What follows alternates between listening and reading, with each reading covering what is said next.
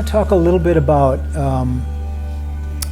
some techniques, meditation techniques that a lot of people don't think about. First, maybe a story.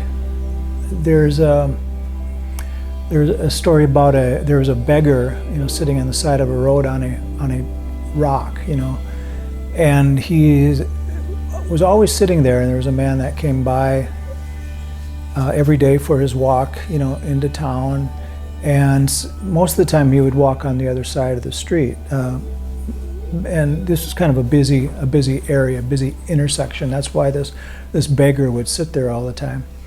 And he thought he'd walk on the side of the street with a beggar, and because he knew that he would asking him for money, and so he walked by, and first of all, he didn't think there would be a problem because he didn't have any money to give the beggar. But the man begging, asked him, kind of mumbled, spare some change, and kind of held out his hat. And the man said, "No, I don't have anything to give you today." But he asked the man, what he was sitting on. And the beggar had been there for the last 30 years or more, and the beggar said, "This is just an old stone." And this area had quite a history, and it looked like the stone was carved or cut somehow. It was kind of a square-looking thing. And he said, "Do you know anything about the stone?" And the beggar said, "No, this is where I sit. This is what I do. I've been sitting here for over 30 years." And he said, "Do you know what's underneath the stone?" And he said, "No." He said, "Why would I want to bother with that?" And he said, "Well, aren't you kind of curious? Maybe there's something. The stone's been here for many, many years." And he said, "Well," finally they decided they were going to take a look underneath the stone, and they kind of pushed it out of the way, and sure enough, there was a huge diamond, underneath there, that was put there obviously years ago that nobody knew was there. And so this beggar was sitting on top of this for 30 years or more. Now he was rich, he's rich beyond his wildest dreams, and he's always looking, for his riches out there, out amongst the people, and asking for handouts and things like that, not knowing that he was sitting on all the riches that he need all this time. And so the moral of the story is that we're always looking, out there for our happiness and for our what we feel like we need, and many times it's right where we are. And for us, it's right inside of us. It's right inside of our hearts and minds, this happiness that we've always been seeking, looking for. And the Buddha was a phenomenal seeker. That's his entire story, that he's always looking for the ultimate happiness, which is to end these rebirths and to be happy, in the moment. And the happiness that we're looking for is this happiness in everyday living. Nothing that we can find, in a different lifetime or anything, but that we want to be happy now. We want to be happy instantly. And it turns out that there's really a couple of different types of suffering that we have when we really look at it closely. And there's the suffering from the fear that we have when we have thoughts about the future, and there's the psychological pain that we have when we think about the past, things that have happened in the past, the thoughts of the past. And so it's really thoughts of future and thoughts of past that cause these problems for us. And all of these problems are caused by ourselves. Whenever we are in this present moment, there are no problems. And we come to realize that when we're meditating. We rest in this presence, and and as long as we're there in this nowness, there are no difficulties, no problems. And so how do we do that? Actually, it's like we're thinking or leaning towards stopping thoughts, stopping the thinking process. And if that's so easy to do, just try it. Stop right now and stop the thinking process. How'd you do? It's not exactly that easy, is it? But when people say, when they suggest that I stop thinking, personally for myself, what I do is I bring my attention to like the breath, or bring my attention to something that is kind of stable, like an object or something like that. And so there's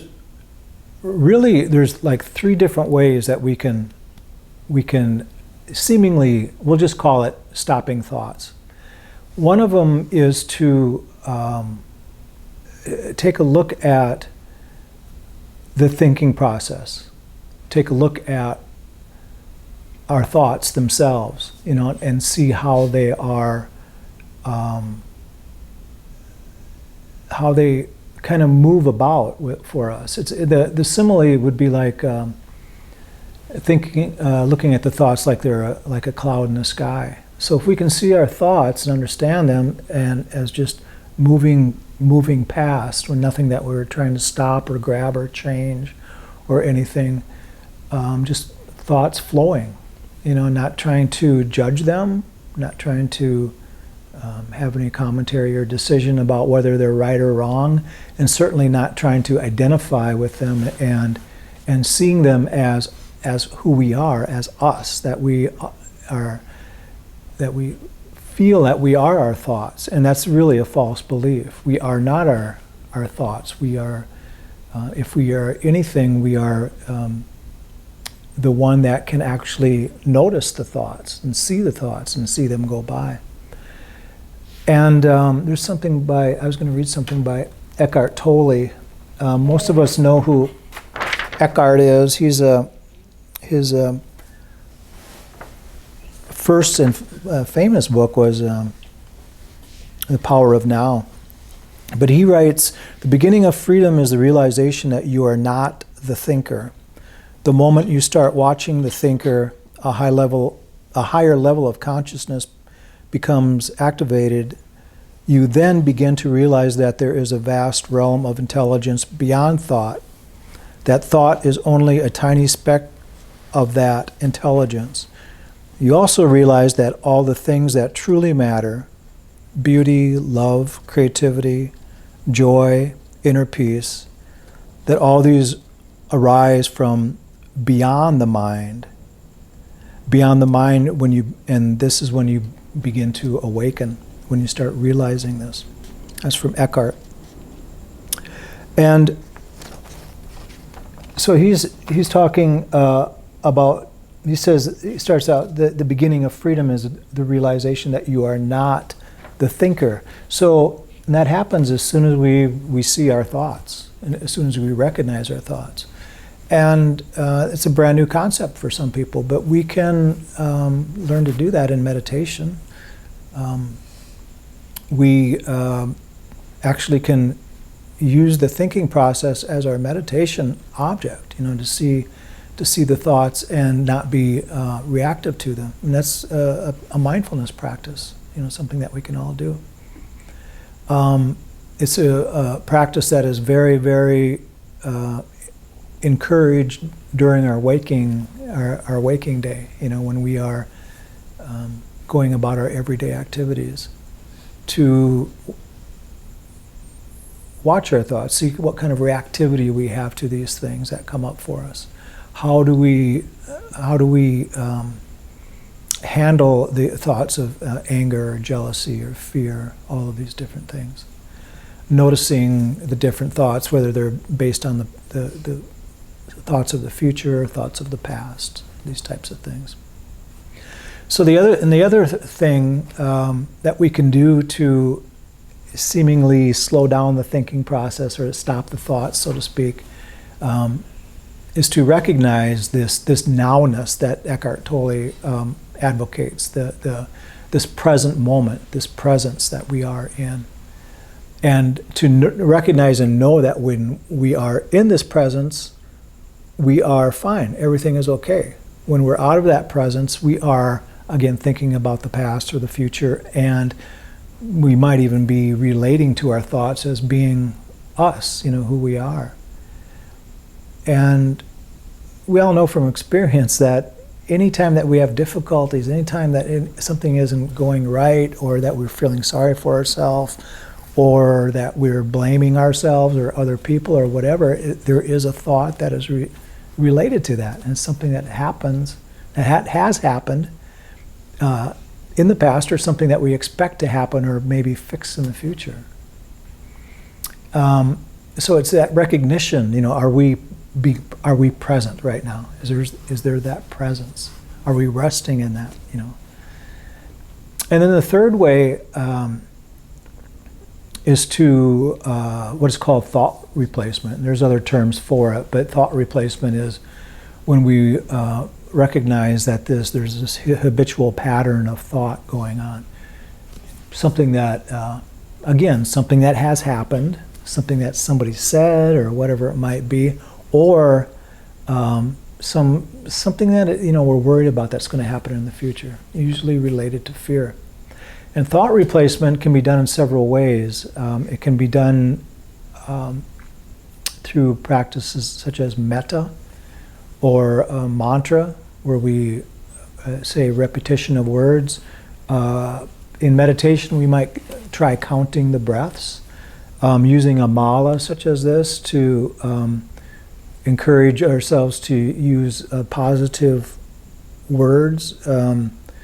The way that works real briefly is that, first of all, this is a 21 bead mala, a wrist mala. 21 beads represent the number of breaths in a 2-minute period. But it can also, so it can be used for counting the breaths, while we're meditating. And that way we don't have to be involved with the numbers if we choose not to. Like we don't have to think 1, 2, while we're breathing. We can just pass the bead over our fingers each time. And then so if we're doing using a 21 bead mala, if we did that 5 times, it would be a 10-minute meditation, for example. But another way to do it, thought replacement, is if there's a habitual pattern of thought that we just can't shake, we just can't get it out of there. And we use, every time we pass a bead, we use a positive word like love, compassion. And then we can connect that with the breath too. Generosity, fulfillment, whatever it might be, limitlessness. And so what we're doing is we're searching the mind, or searching the universe, if you will, for this positive word that we can use with our mala to replace this habitual pattern, that's going on in the mind. Thought replacement is a very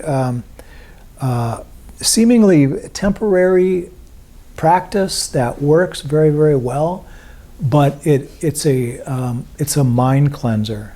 Just very, really cleanses the mind. And if that, you just have to try these things out for yourself to see how they work for you. But thought replacement is a way to stop the repetitive thinking, particularly if it's a single-pointed, thought that is happening in the mind. So we're looking at watching the thoughts.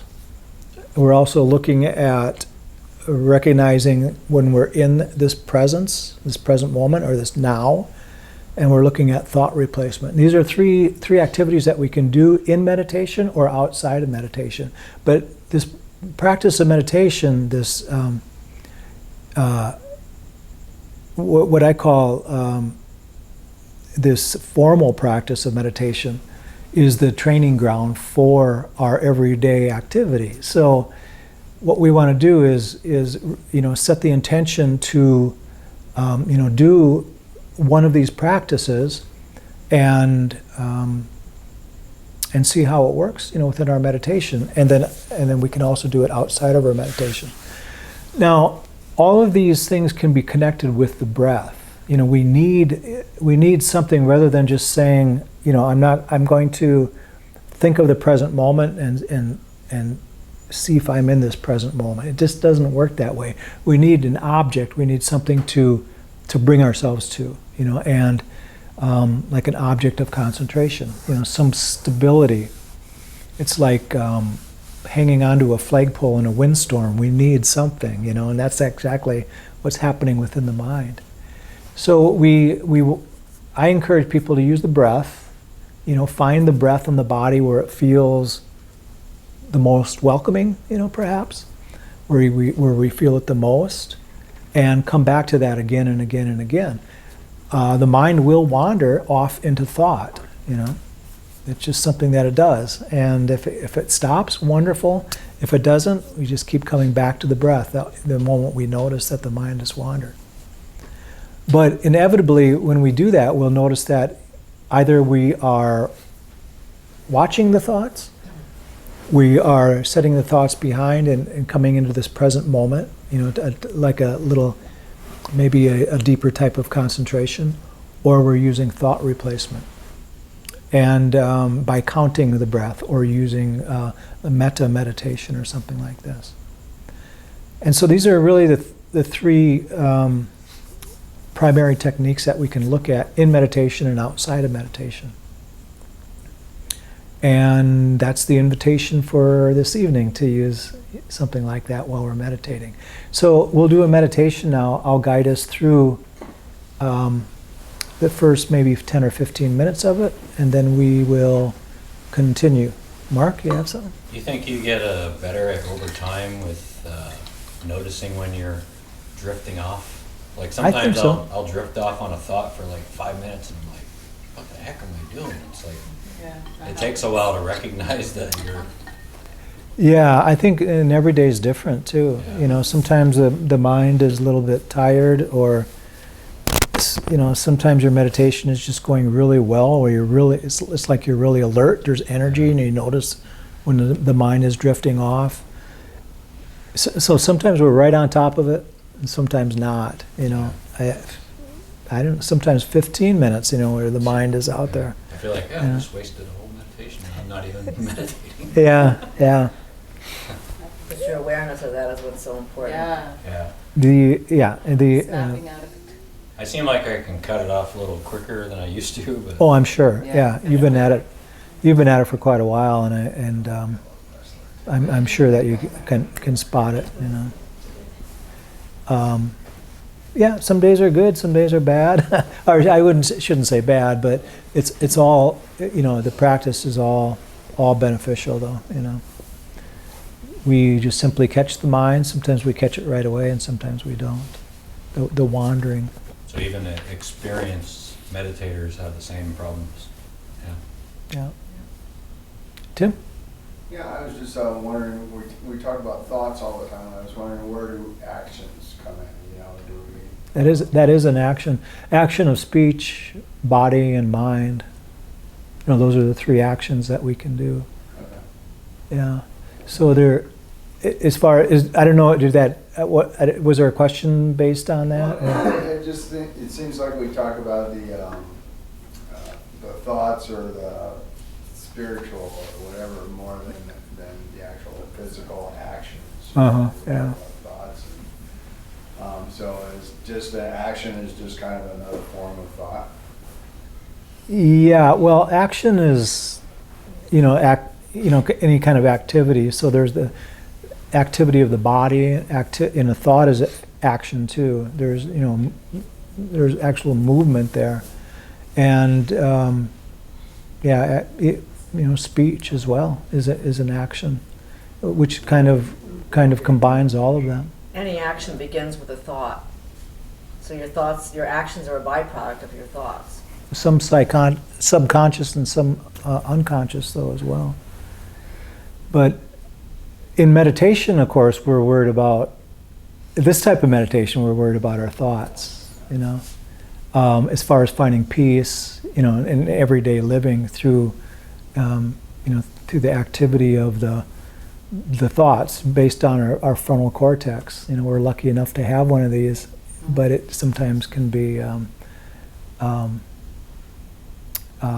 can get us in trouble. The mind, and thinking, and thoughts are a wonderful thing, and they have their place. When we realize that we can get along in life without having any kind of negative thoughts, any kind of thoughts that aren't necessarily what we could say in the right place. When we get through, realize that we can go through life on instinct and intuition and be fine, then in many cases, that's really the awakened life. We're functioning perfectly without the negativity, without worrying about the fear and the fear based on the future, and then the anger of the past, the physiological pain that we can have based on that. So we'll do a meditation, and then we'll pick up on our conversation afterwards here. Please make yourself comfortable.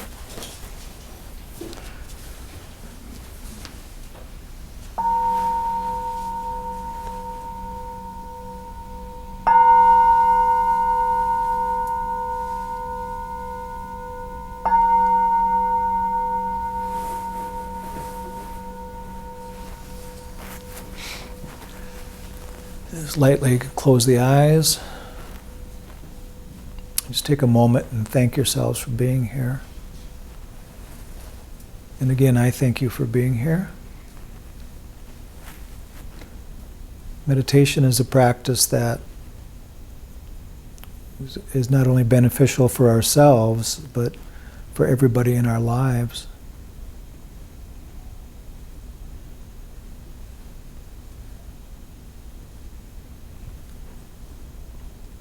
I meet people quite frequently that have started a meditation practice, and it's their friends and family that mention that there's something wonderfully different about them. And so it's like our friends and family members notice the change before we do. From a daily practice. And usually that change is a sense of calm, but also a sense of clarity and kind of a flow with life, where things don't get sticky, things don't get in the way. And we realize that we no longer have to be programmed by activities and thoughts of others, and even by our own mind.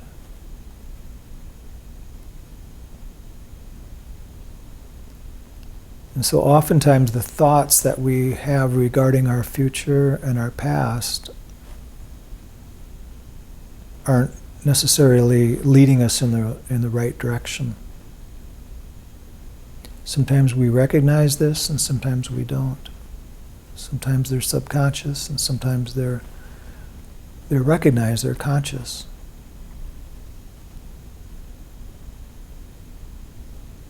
In our meditation practice, we stand a good chance of seeing a lot of this come to the surface.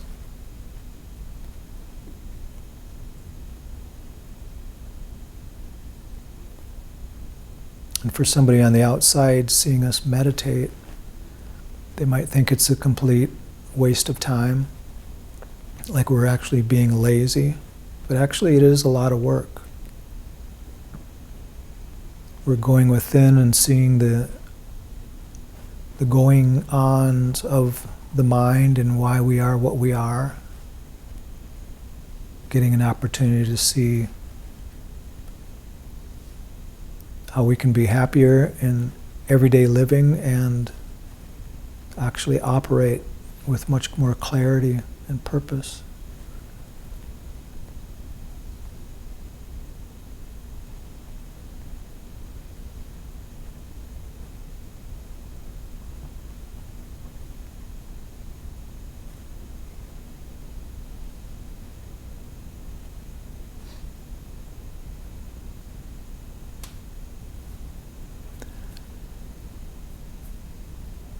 And so if we notice that the mind is busy, and regardless of whether it's thoughts of past or future, and we want to come into the presence, this present moment, the fastest way to do that is to focus our attention on something. And I always recommend that people use the breath as their meditation object.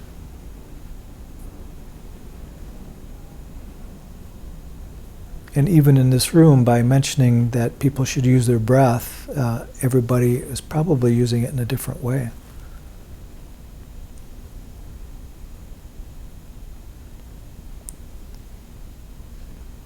Feeling it in the body or using it to count. In other words, counting the breaths. Noticing the beginning of the breath or the end of the breath or even the middle. Feeling it at the tip of the nose or within the sinuses. Many different ways to use the breath. Just to name a few. But sooner or later we'll notice a thought. And thoughts by themselves are nothing, no big deal. We might recognize if it's a thought of the past, a thought of the future, but if it is negativity based on the past or fear of the future, and it happens again and again, then we know that we have something to work with. So the first thing we want to notice in our meditation, if our meditation is working, if this activity slows down. And so when I get done talking and doing the guiding here, we want to notice if the mental activity slows down long enough for us to rest in this presence.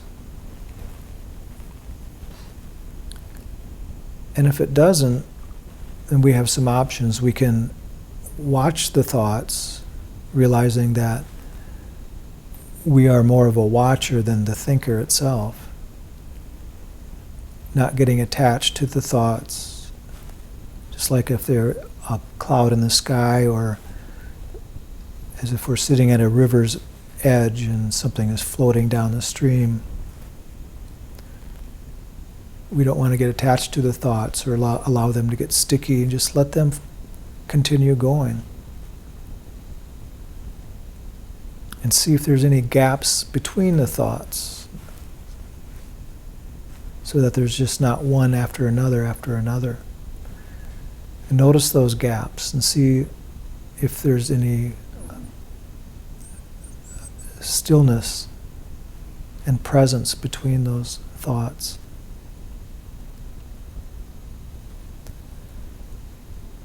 If there are no gaps, no presence, then we might want to consider replacing thoughts, and in other words, use a little bit more aggressive activity. And that would mean that we wish to do counting the breaths, breathing in and breathing out for 1. In and out for 2, and so on. We can use a mala, or we can just simply count. And then after a while, we can notice that the mind will settle down. And if it doesn't, we want to use stay with the breath. And we can continue to use thought replacement by trying beneficial, positive words as a replacement for the thought. Or we can come back to watching the thoughts and not identifying with them.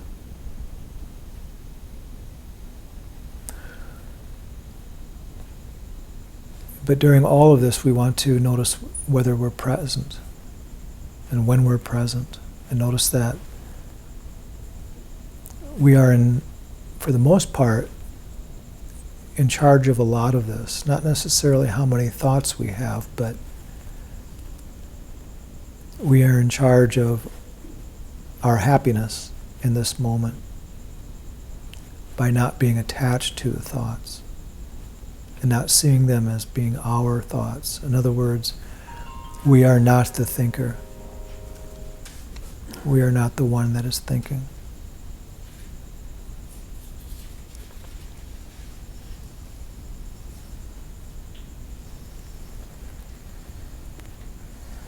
So we'll sit in silence, using the breath, allowing the thoughts to dissipate, recognizing presence.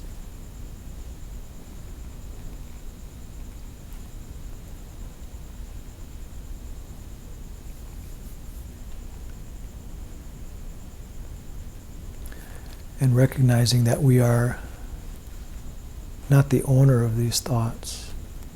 We're just the watcher.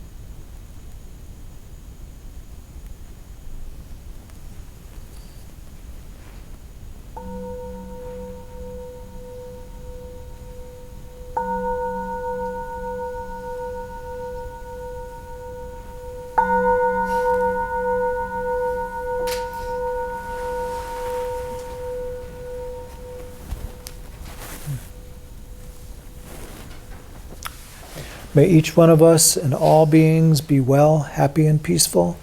May no harm come to us. May no difficulties come to us. May we all meet with spiritual and worldly success. And may we have the patience, the courage, and the understanding to meet and overcome any problems or any difficulties that we might face in life. Thanks again, everyone.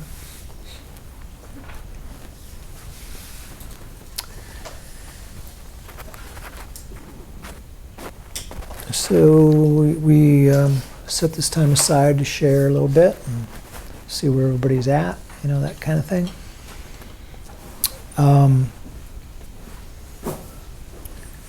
The theme of watching the thoughts and being in the present moment, maybe doing thought replacement, and actually we're probably doing all of that combined, many of us, doing different things. It's something that we've been probably doing since day one, since we started meditation, some aspect of all of that. When we think about the mindfulness or insight practice, usually we think in terms of watching the breath, and then the mind wanders off, and then we bring it back. And usually hopefully we're noticing whether we're present or not in that activity. And also we're noticing, what those kind of effect the thoughts have on us when our mind goes wandering off. And then the other practice, when we're thinking in terms of maybe doing a little bit more diligent concentration, a little bit more concentration power, we could say, we're inviting ourselves to not be affected by the thoughts at all, recognizing that when they aren't there, the hindrances aren't there, the desire, the aversion, restlessness and worry, doubt, and the sloth and torpor. Otherwise, most of that some of that in one form or another is almost surely there when there's some type of thoughts going on, in the mind,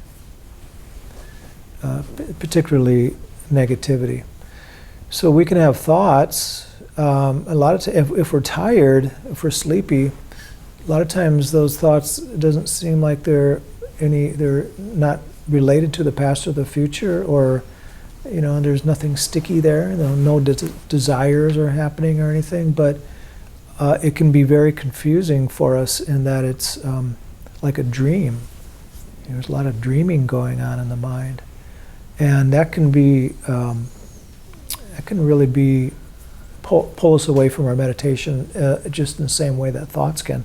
In other words, it's kind of a waste of time. I mean, and not literally a waste of time, because we're still doing the practice, but we're not doing it as much as we normally would if we're tired.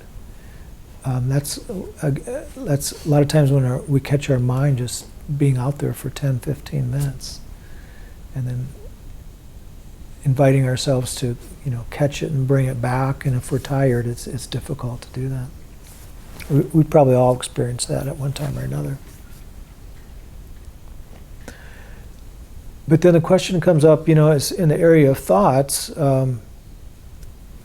that in order to have constructive lives and live and make responsible decisions and all that, we have to have some thinking going on, and of course we do. But the whole idea to be in that presence and not be drawn away, by the negativity, is that we kind of start from a fresh place. We don't have, the scatteredness of mind, the restlessness and worry that's going on while we're trying to make these decisions about life. So if we make these decisions from a place of calm and peacefulness, usually they're almost always they're much better. Decision, just everyday decision making and like Eckhart Tolle said, we recognize, let me use his words again, as they're written. This is from The Power of Now, his book. But when we realize that all of the things that truly matter, such as beauty, love, creativity, inner joy, peace, they arise from and beyond the mind, and that's when you begin to awaken. They arise from beyond the mind. In other words, we don't think in terms of love and beauty and creativity and joy and peace. These things are part of our nature, they're part of our being, they're part of what is happening beyond thought. They are our Buddha nature, our true nature. So they are a part of us. They always have been here. Like I said, the beggar that I mentioned, he's looking for riches and good things out there. When he was sitting, or he basically had the diamond in his pocket all along, and he was looking for things in the outer world, but the true happiness is inside him. It's inside all of us. And it's not the thought that brings those things about. It's the recognition that they're already there. They're already inside. And I think that's really what meditation is all about, allowing that to be seen, by each one of us. Not only in ourselves, but in everybody, in everything, every being. Whether it's a little kitty or something that Terry has a couple of little cats. One of them, it's not that big of a deal, but the other one she's just crazy about, and it brings a lot of joy, for her. But the cat isn't thinking, I'm going to do these cute little things, to make, Terry love me more. It's just, no, she's not. It's just the nature. It's the nature of the cat. It's the nature of the kitty. And the nature comes out in the barking dog. That can be so annoying sometimes. It's actually the dog being the dog. That's what dogs do.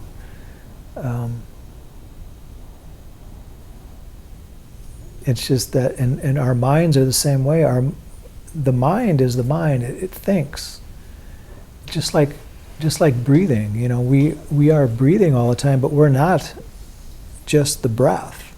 But since the mind is thinking, many times we think that we are the mind, that we are our thoughts, that we are everything that is going on up here. And it's important, just like the breath is important, but it's happening automatically. And so if we can watch our breath and our breathing, we can watch the mental activity as well. Just like noticing our heart is beating, or that we're having digestive problems, or things are going well, or whatever it might happen.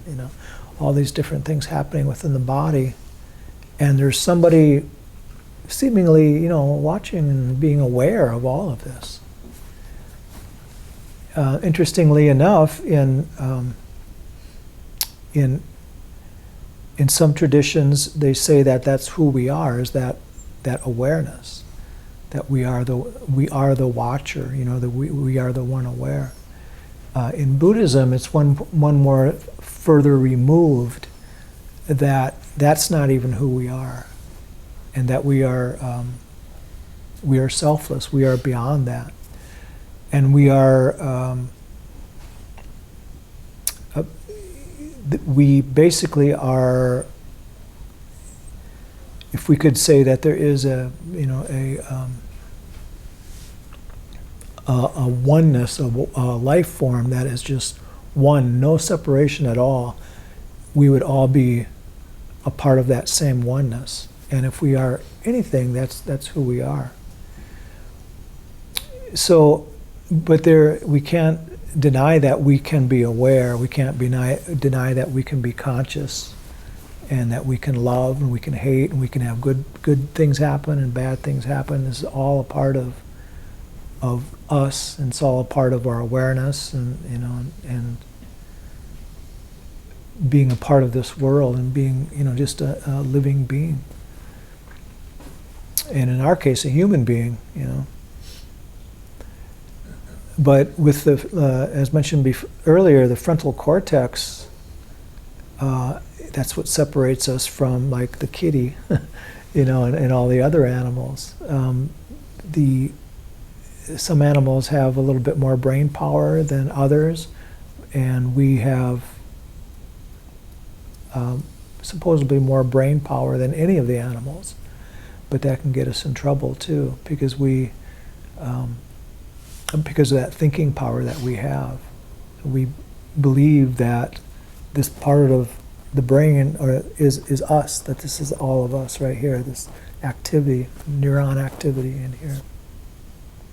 And it's a wonderful, can be very creative, and sometimes we feel limitless in what we can do, with the mind. But sometimes we should just be able to learn to kind of, if not turn that off, at least not believe all of it. Because resting in that presence isn't happening when we're tuning in and paying attention to all the thoughts that are happening. They will still happen. They will still be there for the most part, but it's like, as mentioned before, it's our belief that is who we are. Well, for me right now, I haven't been to the gym in a long time, and I just went to the gym yesterday. So my body is like really sore. Yeah. I was really trying to like look past that while trying to sit straight up the whole time, and that was pretty difficult for me. I couldn't really look beyond that and sit straight up. You could feel it all in the body. Yeah, Yeah. it was overtaking. It was overtaking me, even trying to focus on my breath, and it made me really uncomfortable. But I tried my best. I don't know how I could get over that besides just getting over being sore. Yeah, the body is a wonderful thing to use for presence, though, to come into that presence. If we can use the breath, then that's just a function of the body. Then we can use anything, and even that discomfort or that pain, because it's happening now. So if you're thinking that, oh, I shouldn't have done all those bench presses, and then exactly what was going on. then you're thinking about the past, and but if you're thinking, the bench presses, they are what they are, and I can feel it, I can feel it here, and if you just stop right there, then that's pretty present, because it's happening, if your pecs are sore. Right, that's kind of how far I would get, and then I would try and go back to the breathing. Yeah, yeah. You did everything you could do, as far as as far as I can, say. Yeah, it's presence. It's a,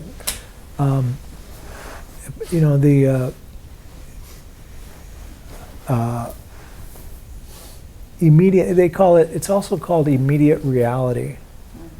And it's what is happening right now. And if your body is sore right now, that's immediate reality. It's happening, The other thing I was talking about was watching the thoughts. We either be very present, or we use thought replacement, or watch the thoughts. But and we watch the thoughts because that's happening in that moment too. But when the mind gets carried away, that's when we're not really meditating. So everything that's happening now. That's why Eckhart Tolle, he's part of the theme tonight for whatever reason. But the power of now, the power of being right here, right now. It seems like if we practice every day, if we have a daily schedule, we realize that all the stuff that used to bother us is just muted, to a large extent. It's like that. It's like having a volume control on that amplifier, and we can turn it down.